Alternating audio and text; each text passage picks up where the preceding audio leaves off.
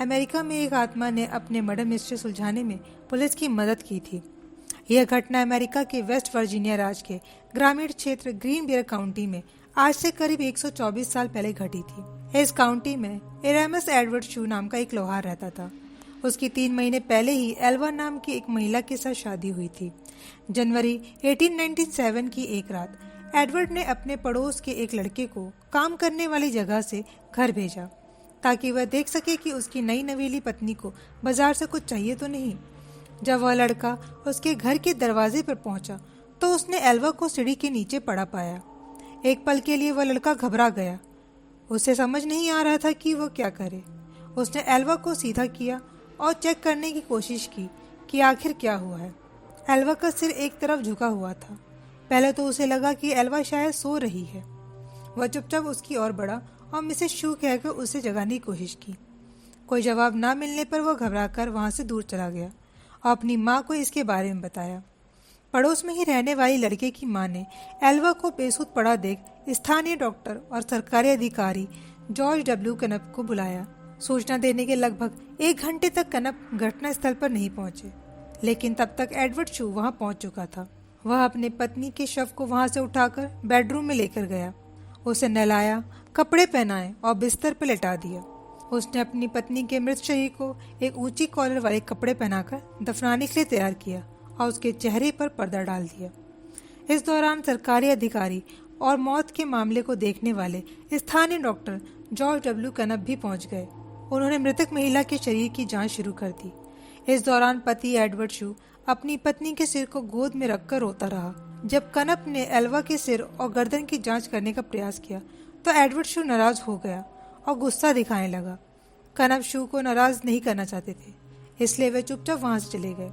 उन्होंने एल्वा के बाकी शरीर की जांच के दौरान कुछ भी गलत नहीं पाया था। कनप कुछ हफ्ते पहले एल्वा का इलाज कर चुके थे, इसलिए उन्होंने उसकी मृत्यु के कारण को अचानक आई बेहोशी बताई, पर बाद में उन्होंने उसे गर्भावस्था से जुड़ी परेशानी से जोड़ दिया। एल्वा के शरीर को उसके बचपन के घर लिटिल सेवन माउंटेन ले जाकर दफनाया गया। ताबूत में भी एल्वा के सिर और गर्दन को शू ने किसी और को ना तो छूने दिया और ना ही देखने दिया। हालांकि उसके इस अजीब व्यवहार के बाद भी वहां मौजूद लोगों को कोई शक नहीं हुआ। हर कोई इस मौत को प्राकृतिक मान रहा था, केवल एल्वा की माँ मैरी जेन हिस्टर को छोड़कर। वह शू को कभी पसंद नहीं करती थी और उन्हें बिना किसी सबूत के भी यह यकीन था कि शू ने ही उनकी बेटी की हत्या की है। पर अब सिर्फ एल्वा ही बता सकती थी कि उसके साथ क्या हुआ था। ऐसे में मैरी जेन हिस्टर ने एल्वा की आत्मा से बात करने का फैसला किया। उन्होंने आत्मा को बुलाने के लिए कई विशेष पूजा और प्रार्थनाएं शुरू कर दी। कई हफ्तों तक सुबह शाम प्रार्थना करने के बाद उन्हें एल्वा की आत्मा से उत्तर मिला।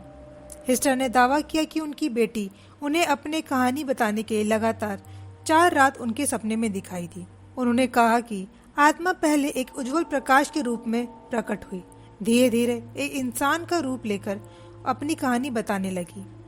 इस दौरान पूरा कमरा ठंडा पड़ जाता था। लगातार 4 दिनों तक एल्वा ने अपनी माँ को सपने के जरिए पूरी कहानी बताई। एल्वा की आत्मा ने उसकी माँ के सामने कबूल किया कि शू ने उसके साथ क्रूरता की और दुर्व्यवहार किया।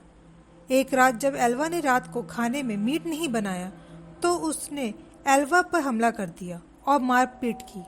शू ने मारपीट के दौरान एल्वा की गर्दन तोड़ दी थी, जिसके बाद एल्वा की आत्मा ने अपना सिर पूरी तरह से पीछे घुमाया और वहां से चली गई।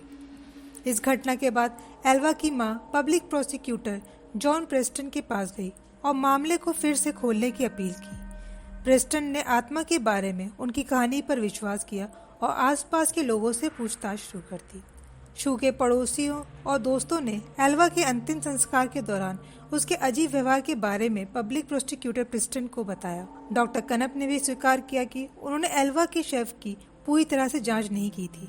प्रेस्टन के लिए ये दोनों बयान शव के फिर से परीक्षण के आदेश को पाने के लिए पर्याप्त थे। उन्होंने कोर्ट के आदेश से शू के आपत्तियों के बावजूद शव को कब्र से बाहर निकलवाया और जांच के लिए मुर्दा घर भेज दिया। एक स्थानीय समाचार पत्र द पोकोहंट्स टाइम ने बाद में रिपोर्ट किया कि गले पर उंगलियों के निशान पाए गए थे, जिससे पता चला कि एल्वा की मौत दम घुटने से हुई थी। उसके गर्दन पर गला घोटने के निशान पाए गए थे, जिससे गर्दन की नस और कोशिकाओं को काफी नुकसान पहुंचा था।